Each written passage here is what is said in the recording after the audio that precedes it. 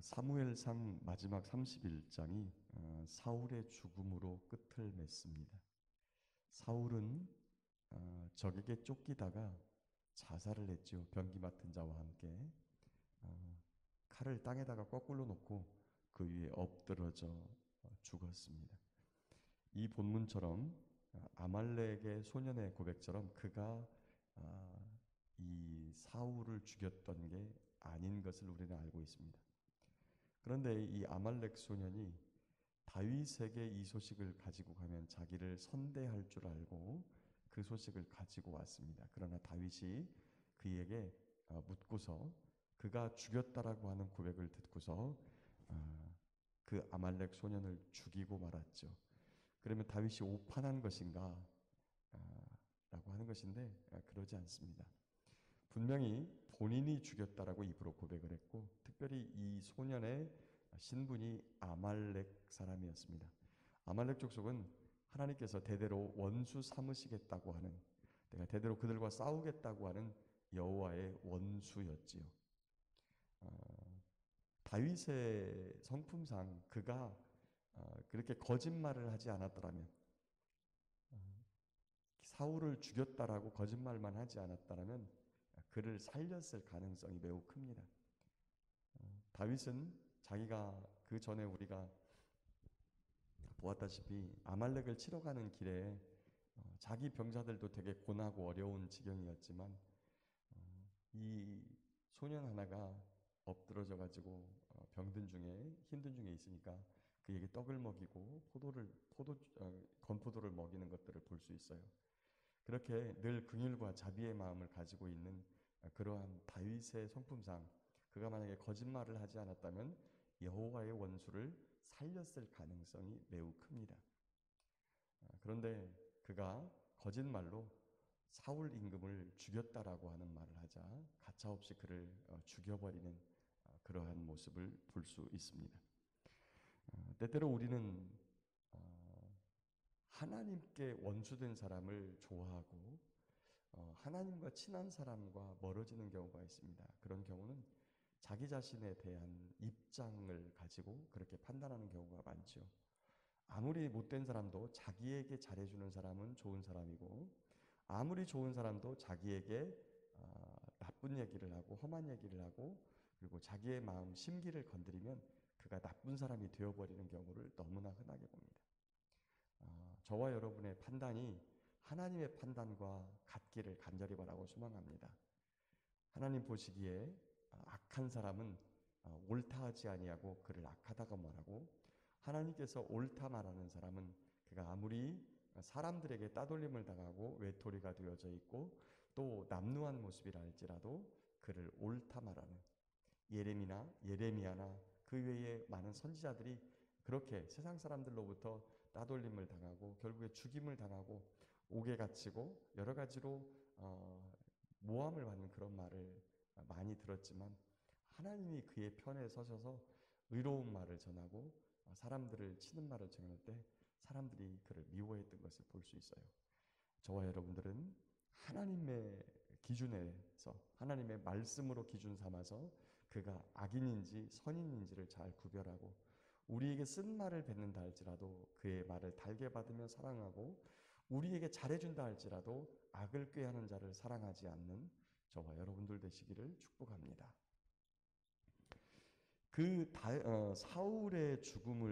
사울과 요나단의 죽음을 슬퍼하면서 조가를 부르는데 그 17절부터 27절까지 나옵니다. 근데 저와 여러분이 잘 알죠. 사울 임금은 다윗을 10년이나 쫓아다녔습니다. 죽이겠다고. 여기에서 사울 이름은 빼고 요나단의 이름만 그렇게 기렸다면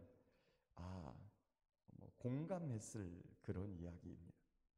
거기 보면 요나단에 대해서 26절에 보면 내 형 요나단이여 내가 그대를 애통함은 그대는 내게 심히 아름다움이라 그대가 나를 사랑함이 기이하여 여인의 사랑보다 더하였도다. 혹자가 이 부분을 가지고 성경에도 동성애가 나온다. 요나단과 다윗이 동성애를 했다. 이렇게 말합니다. 그렇게 말하는 자에게 하나님의 저주가 있을지어다. 어디 감히 다윗과 요나단의 그 아름다운 사랑, 신분과 그리고 직분과 자기 장래의 일에 대해서 그런 모든 것들을 초월한 그리스도 안에서의 참된 사랑을 어찌 감히 그 더러운 것에 비유한단 말입니까? 그렇게 말하는 자의 입이 썩어지고 그의 가문이 썩어지고 그의 자식들이 멸망하며 그들에게 하나님의 저주가 임하기를 바랍니다. 정말 아름다운 사랑이죠. 자기가 황태자임에도 불구하고 여호와의 기름 부음을 다윗이 받자 그가 다음 왕이 될 것이라고 말하고 그를 죽이려고 하는 아버지의 그런 진노와 그리고 그를 쫓는 그러한 속에서 여전히 요나단은 그를 도우며 그를 사랑하고 그에게 위로하고 함께 여호와의 이름으로 언약하여 후손을 부탁한 정말 아름다운 사랑을 했던 그 두 분입니다. 그렇게 자기 자신을 도와줬던 그리고 아껴줬던 사랑했던 요나단이 죽자 이렇게 말하는 다윗의 마음이 얼마나 참담했을까, 얼마나 슬펐을까 하는 것입니다. 때때로 곁에서 함께 신앙생활하던 성도님들이 먼저 천국에 갈 때 천국에 갔다고 하는 그러한 생각이 들기도 하지만 같이 함께 할 수 없다고 하는 안타까움이 우리의 마음을 사로잡습니다. 제 마음속에도 저희 교회에 와서 의료봉사를 해주었던 장로님이 먼저 소천하신 장로님이 있어요. 늘 왔다 갔다 하고 사진을 바라볼 때마다 그 장로님 생각이 불현듯 나요. 그렇게 함께 할 수 없음이 늘 안타깝습니다. 그러나 우리의 소망은 천국에 있기 때문에 그곳에 가서 또 볼 수 있죠.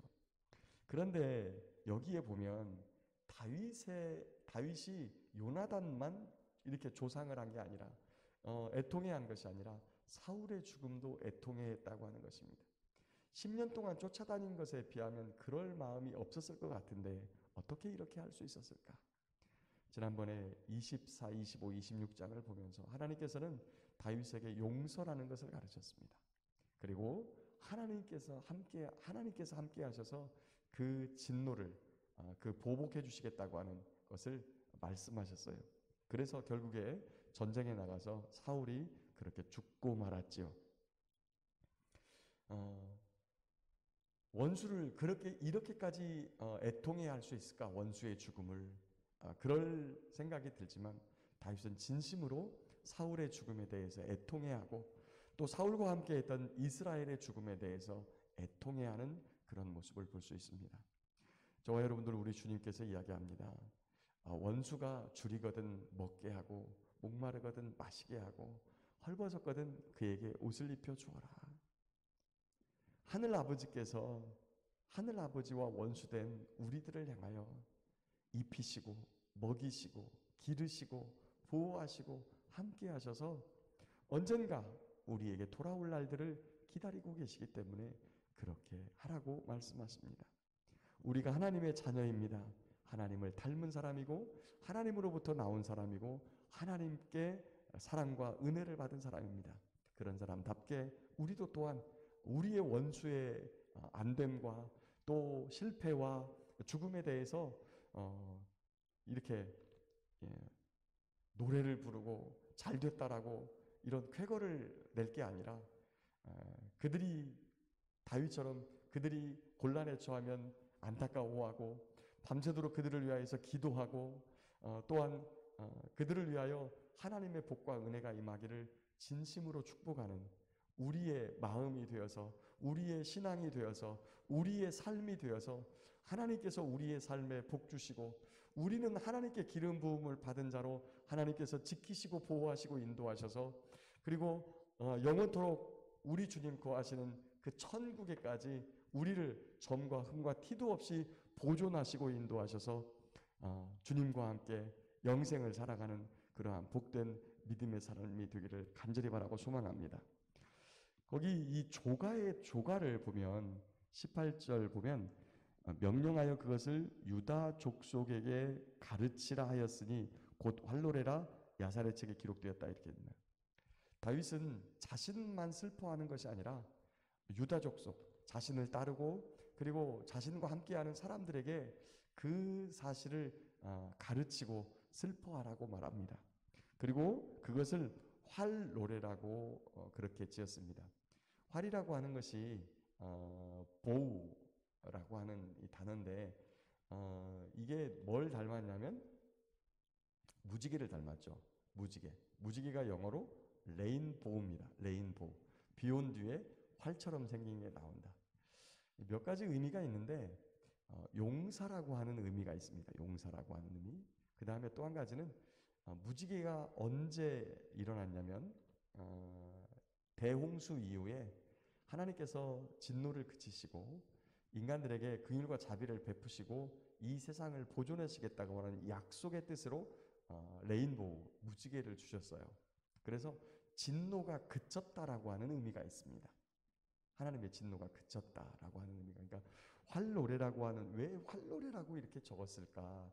그래서 이 두 용사가 죽은 것에 대한 그러한 의미를 담고 있고 그들을 기리는 그런 조가의 내용이 담겨져 있고, 또한 자신을 향한 하나님의 진노, 이스라엘을 향한 하나님의 진노가 이제는 그쳤다라고 하는 의미를 가지고 있어서 그것을 활노래라고 지었던 것으로 이렇게 보입니다. 그리고 이것을 자신만 슬퍼한 것이 아니라 유다 족속에게 가르쳐서 용서를 가르치는, 참 하나님의 사람들의 참된 자세를 가르치는 그러한 노래로 삼았다라고 하는 것입니다. 자기의 어떠한 의를 나타내고자 함이 아니라 참 용서는 이런 것이다라고 본인의 경험과 그리고 진심을 담아서 쓴 글을 백성들에게 가르침으로 말미암아 백성들도 역시 그렇게 따라가는, 그래서 이것이 지금 성경에 기록되어져 있고 하나님의 백성인 저와 여러분들에게 그 가르침이, 원수는 사랑하고 용서해야 된다라고 하는 가르침이 저와 여러분들에게 이렇게 다가오고 있는 것입니다. 오늘 또 우리와 함께 하시는 주님과 함께 그 주님께서 우리가 하나님과 원수 되었을 때 용서하시고 친히 십자가에 못 박혀 죽으심으로 말미암아 우리에 대한 자기의 사랑을 확증한 것처럼 우리도 또한 세상 가운데서 우리와 원수된 사람들을 용서하고 진실로 그들을 위하여 축복하고 또 그들이 잘못되었을 때 애통해야 하는 그런 하나님의 자녀로서의 귀하고 복된 삶이 되시기를 예수님의 이름으로 축복합니다.